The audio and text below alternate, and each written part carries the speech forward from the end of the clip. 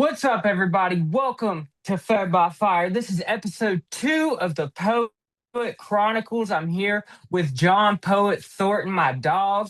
Let's get into it. So, do you just want to start by like a brief episode? Do you want me to start with the first question?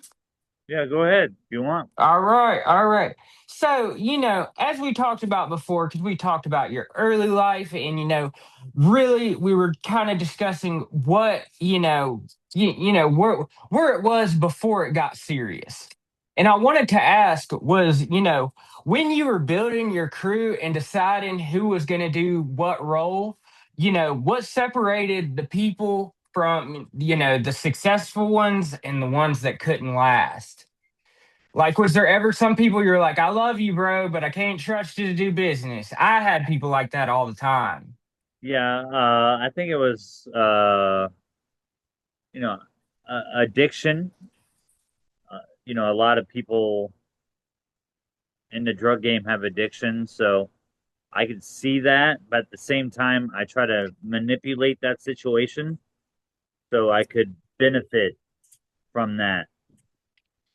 Yeah, well, I mean, it's supply and demand. If you're not there, someone else is. A person who does drugs, they're gonna find drugs, regardless if it's from you or someone else. Yeah, You know what I mean? But yeah. another thing I wanted to ask: what is the biggest thing that people don't understand about like when you start making that kind of money? Well, it goes to your head, obviously, like it went to mine. Um, I never did the product. So I was in love. I was in love with the attention. I loved how people needed me. So the money was never a clutch for me. I mean, it was great when I was making it, of course, but I just loved that attention. I loved when people Yeah. wanted me for something. Yeah, I was gonna ask, like, as things got bigger, what kind of new risk did like appear?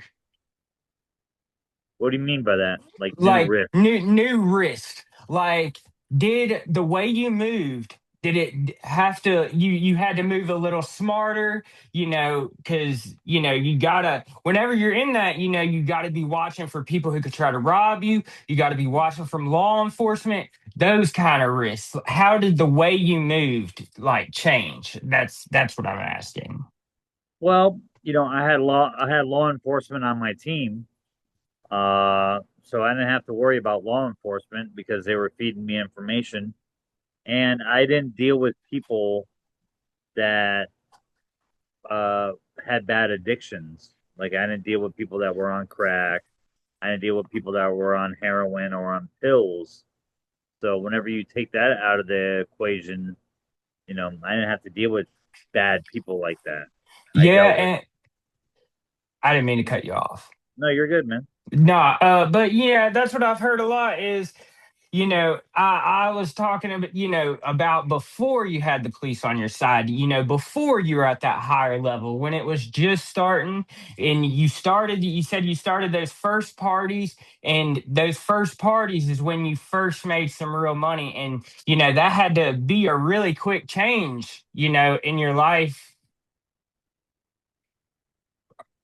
Yeah, it was, but the way my mind worked and still does is I knew how to map it out. I knew how to take care of the situation, take care of everybody that was involved in my team at that time. So it really wasn't a big deal to me. Did you have any close calls or any times like dangerous experiences that stuck with you? Yeah, I had a couple, man. I think I said it on another podcast. There was a time I was pulled over and I had a lot of drugs on me, and I was funneling the drugs back to my boy in the back seat, and he was putting it in the trunk through the back seat. And when the cops figured out, who I was, they wanted to search me, of course. Uh, I allowed them to search me because I knew I was clean, and they searched the whole car. But what they didn't do is they didn't pop the trunk, and the trunk was where all the drugs were at. So yeah, I've had so many close calls um, over my run, but that was probably the most memorable. Yeah, I had a couple experiences where, like, I don't know if you've seen them in smoke shops, but the magnetic box that you put under the engine, I would always buy those. And there was a lot of times, that the car got impounded with all my product under the hood Oh and wow, we got let go. so yeah. that those are a couple of my close calls. And I wanted to ask next, did you notice people changing around you when the money did? Yeah, in a way, but I was so blinded by it all. Uh, so did I watch people change around me because of the money? Of course, but they were gonna do whatever I told them to do because of the money, because they Yeah. wanted to keep on making the money. Yeah, that could go into my next question. What kind of sacrifices were you making behind the scenes that nobody really seen or knew about? What kind of struggles were you going through from somebody who's looking in, they don't see all that, they just see success and status. What kind of sacrifices and issues were you dealing with in your personal life at the time? Well, in the beginning, I was all about that life, but then I married my first wife, Kara, who I talk about a lot on other shows, and that was probably the biggest sacrifice I ever made because you know I loved her very much, and I was so dumb, and I was so young and not knowing anything, and I left her to go back into the business, and that was probably the biggest mistake I ever made. Yeah. Yeah, I'm excited to really. I think we'll get into that on the next episode. But yeah, I could see how that's a huge sacrifice that you had to go through, and you know, you've talked a lot about that. We all have things, we regret that, like, but a lot of struggles when you're at that level. Everybody thinks it's all gravy, but a lot of times it's not.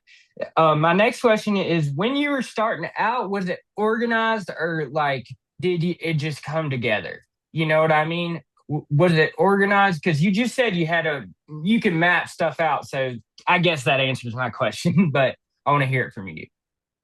Well, in the beginning, I just, I could map things out, and I would just bring in people into my vortex.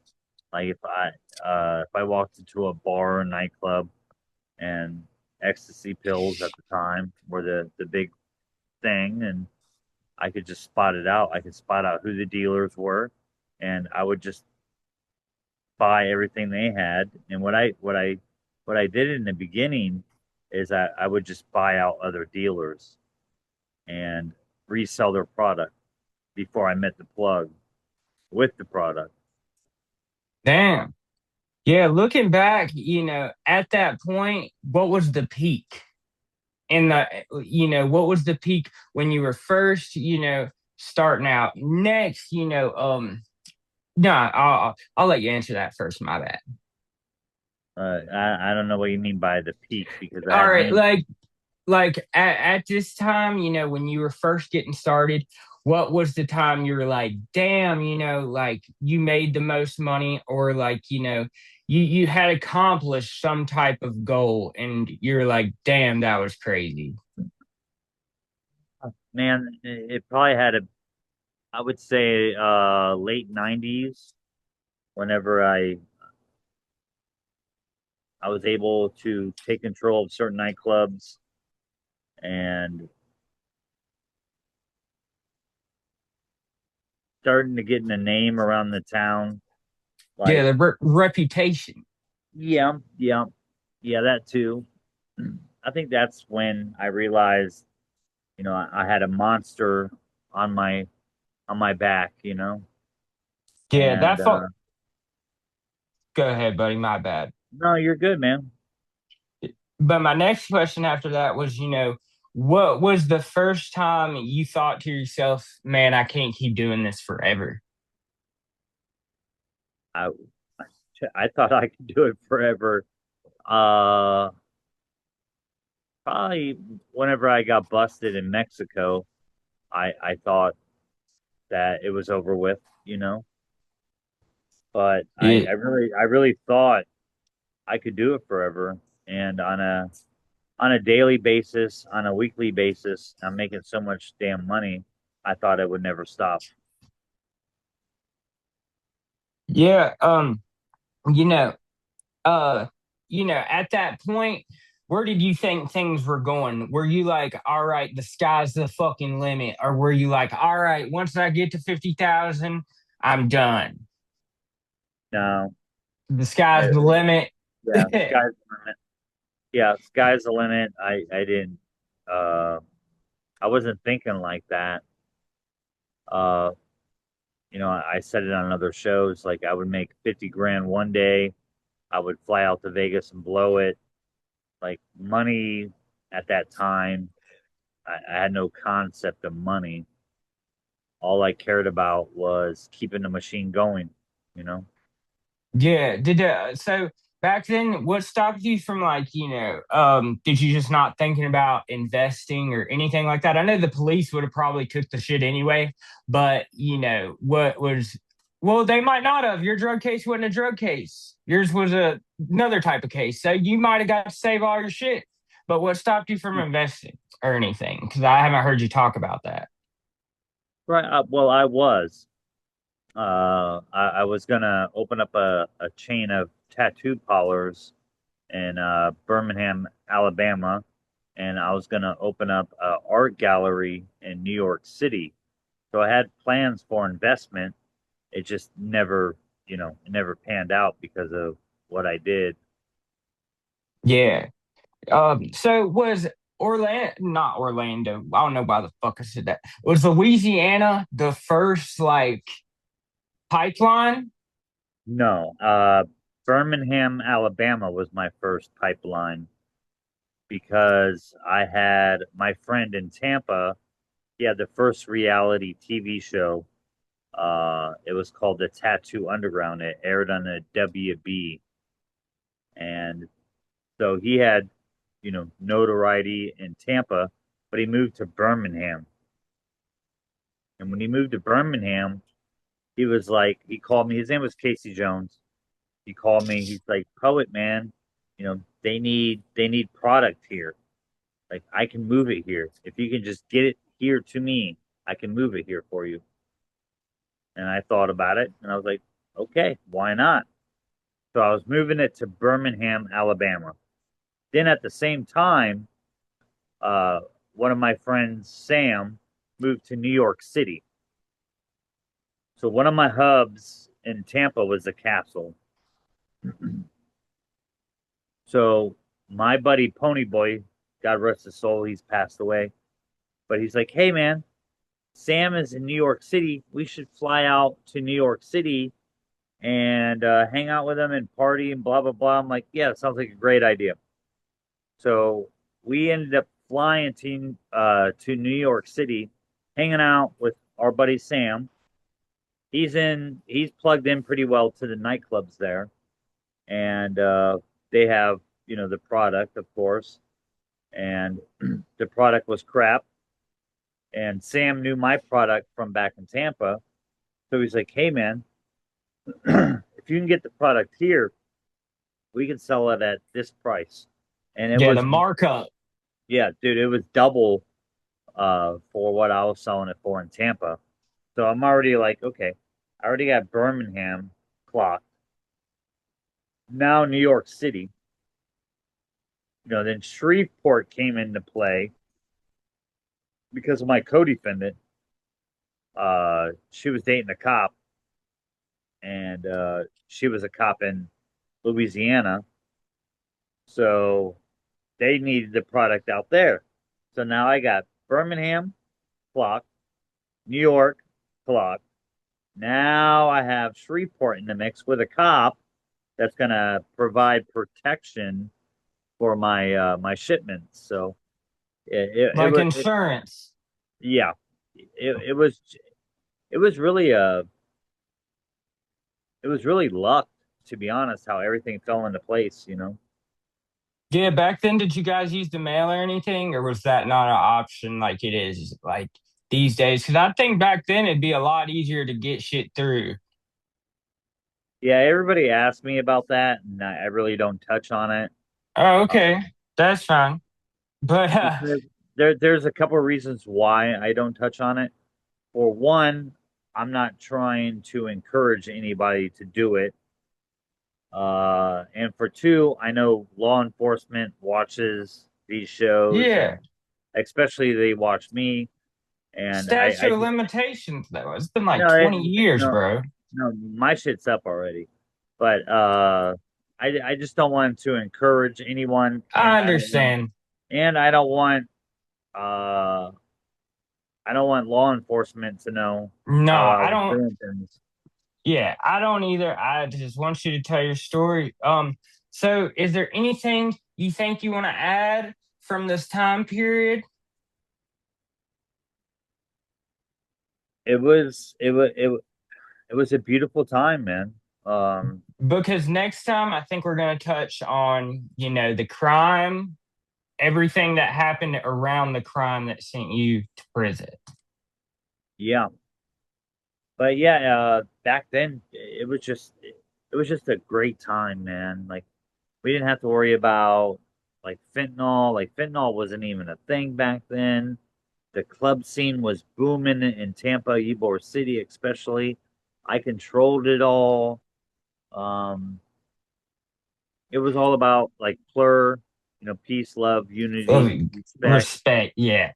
Dude, it was such a great fucking time.